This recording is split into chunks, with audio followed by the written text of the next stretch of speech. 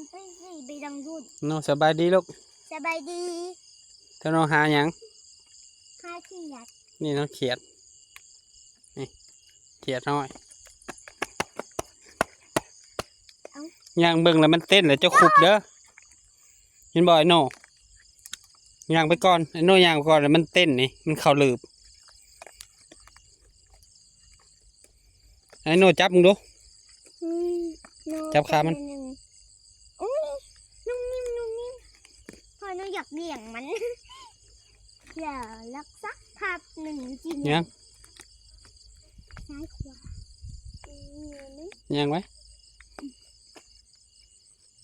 บอกพ่อแม่ซีไว้การเขียดนำกันเด้อเป็นรูแบบ บินแตกเขิบโลมันแห้งมีอันหนึ่งรู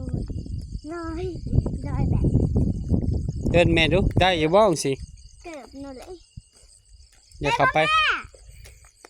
พี่ย่างโค้งไปทางนี้พุ่นศาลาใหญ่เพิ่นอยู่พุ่นฝากพ่อแม่เป็นกำลังใจให้น้องโตโน่นี่เด้อลูกโตโน่นี่เด้อพ่อแม่พี่น้องมาก็ดูก็ดูไอ้โน่ก็ดูนิ้วไม่ใส่เลยไม่ใส่เลยอย่ามา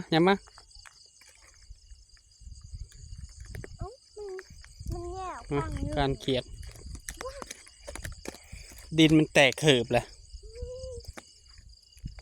มีไม้พร้อมบ่จูดคืนเต็มไปอันใกล้ต้มได้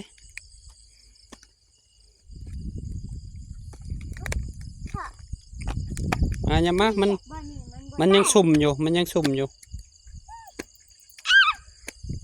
มันแตกเล่นบอลเนี่ยมันมีกบ